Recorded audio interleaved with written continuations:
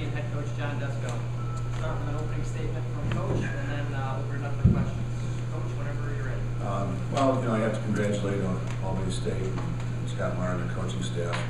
I thought the guys really came to play. I thought their attack was really special, and I almost questioned moving Lyle down from the midfield to attack early on. I had heard that they had done that, and I thought, geez, they're going to lose some face-offs now and not have the punch they did up top. But he really played well. You could tell by the number of assists he had. It was a great move, moving him down there. He obviously plays well with his brother and his cousin. So I thought they were spectacular tonight. And defense played better than I thought, and especially going down the stretch. I got hats off to the goalie because I thought we did some really good things going down the stretch and in overtime, generating a lot of high percentage shots to win the game. And he came up with a few saves in there and missed the cage a couple of times. So I thought he played pretty big too. So as a whole, I think they really were well prepared coming into tonight into the Carrier Dome. Questions for Syracuse? Johnny, what did you have left on the blackboard there at the end of the first overtime? It seemed like you tried JoJo, you tried some moves from X, you had some inside stuff going, then you go back to JoJo. I mean, what was left at that point? Yeah, we were just ourselves as a coaching staff were looking at each other and said, well, what should we do next? And it was really, we're just going to keep doing what we're doing now because we're getting all these opportunities. And a pipe here, a save there, a miss there. And then when we got the ball in the second overtime, we were going to go right back to it. And JoJo had the whole lane, going down the right side, so it was a good opportunity for him. And they slowed earlier to us than they had earlier in the game. Where, I think if we run wide and set it up again, we were going to try to get the same shots. But it was a good, take going down the side. Could you talk a little bit about Bobby's play in net? I mean, a lot of those goals that we saw right away were close ranged. Tell me what you have. Yeah, they, I thought they dodged pretty well, and especially with Lyle, kind of amazing how he can dodge and get underneath to his right and still make a feed with a defenseman hanging all over him and another one sliding to him. I think it just shows, how comfortable they are and how, the three of them really, without looking, almost know where the other one is. So I think we adjusted as it went on. We started coming down and helping with our middies and locking on those guys and helped us get back into the game. Sure. Brian, from a defensive point, the Thompson trio, you guys knew they were going to be tough coming in. What did you guys do? We definitely saw you adjust, especially in that second half. Yeah, we knew that their offense was going to be spectacular, and we had the pressure out, trying to let them get the ball as much, and it was tough getting off the restarts. They were able to pick it up and run their offense. So I think down the end we did a good job covering them and what they wanted to do. They just came out on top, and it was unfortunate. Brian, when we talked earlier in the week, you said you go into the first quarter and make your adjustments after that. So what kind of adjustments did you guys try to make for the rest of the game? Well, going in, we really had a game plan. Just like I said, push out and try not to let them get the ball, try and let them score, let them beat us with their midfield. And it was a lot tougher than that. They were setting screens for him. They were just like popping it up to him, almost like in basketball. They were just getting close and making a little pass. So we had to get a little bit closer on them, play a little bit better, and the adjustments, we kind of changed our slide package up a little bit, come a little bit more calm, a little bit more from the top from our middies. Like I said, trying to let the middies beat us, and down the stretch we just couldn't get it there in the end.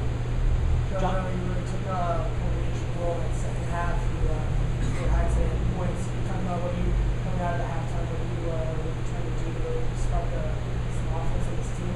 Well, the coaches realized that they weren't really sliding, and I'm pretty used to dodging against the pole, so I'm running with a great line with Scott Loy and Luke Cometti, and those guys make it really easy for myself to just make a quick dodge hard, and get a roll back, get a chance to feed those guys. They get open real well. And, I had a couple no slides, and I was able to take some good shots. Could you expound a little bit more on what you said about moving Lyle down low?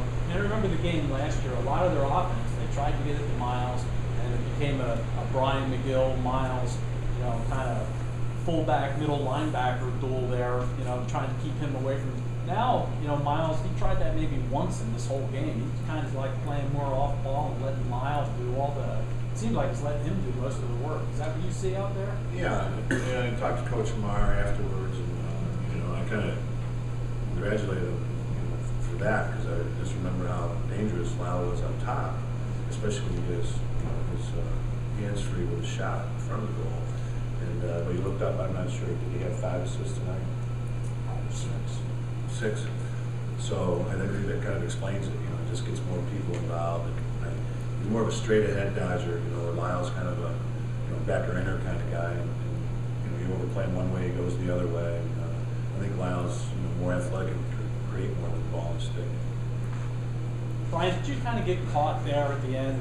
Where you're damned if you do and damned if you don't, and you see him get inside Dave, and now he's gone to the crease, and you know how dangerous he is there. Yeah, it's kind of like that awkward moment where you're kind of stuck in between. And, they've been doing it all game, and I thought we did a good job covering it. I think we're just a little late on the backside.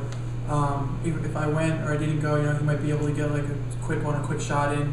If I go like I did, like pass cross crease, just gotta make sure we're down covering each other. Coach, how much has this team improved on the face-off from last year? I think a lot. I'm not sure how they are, on the face-off, Albany. Obviously, they competed. I thought one time we were up pretty big, and I looked up and it was maybe 15 to 11 or something like that. So they had come back on their face-offs, and then going down the stretch, we pulled ahead again. But I think we've improved quite a bit. I think Chris is more experienced now. He's picking the ball better, making better decisions with it. I know a couple of times he got caught from behind.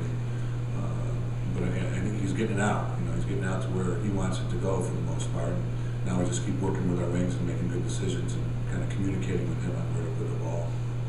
Coach, could you talk a little bit about that fourth quarter? You guys were down 13-10, and you made that comeback to push it into these extra frames.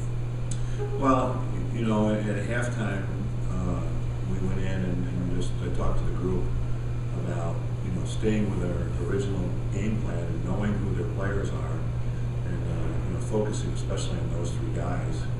And I think that helped us get more possessions at the offensive end of the field.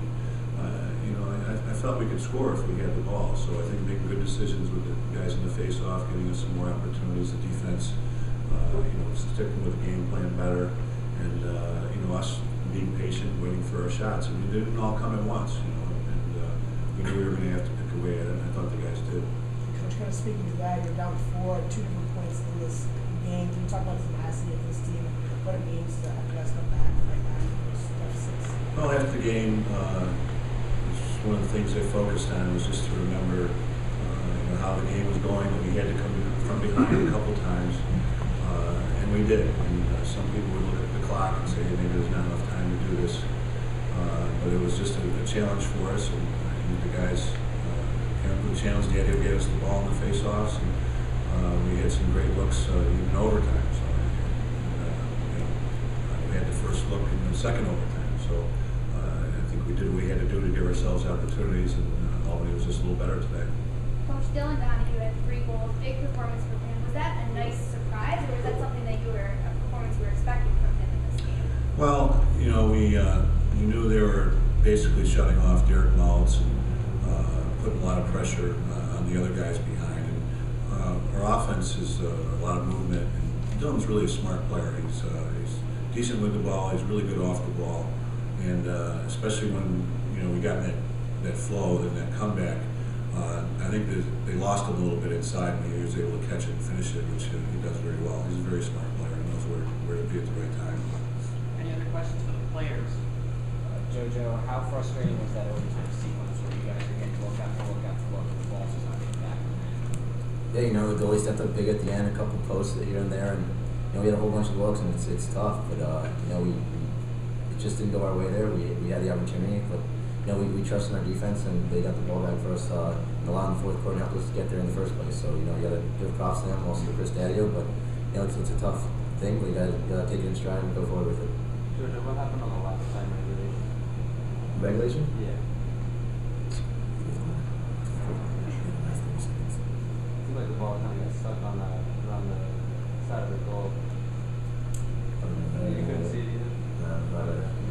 Oh, the last shot, yeah. We had a quick shot. They stopped, and it was kind of just sitting there on the crease, almost like on the goal line. But we just, you can't like dive and push it in the net, so it was kind of just a tough play there. Luke, you're part of this offensive rotation, which 7 players for Syracuse scored today. Talk about what it's like to be a part of rotation and get in place a certain amount of playing time and there's 7 guys scoring, it really opens it up for everyone else.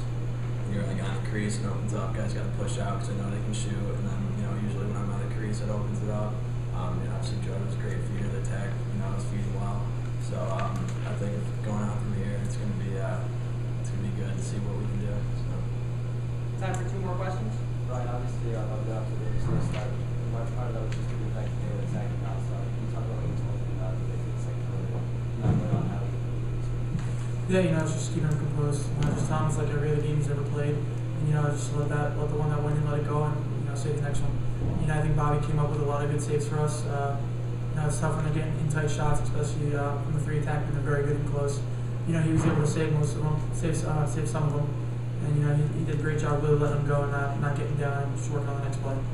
Final question for Syracuse.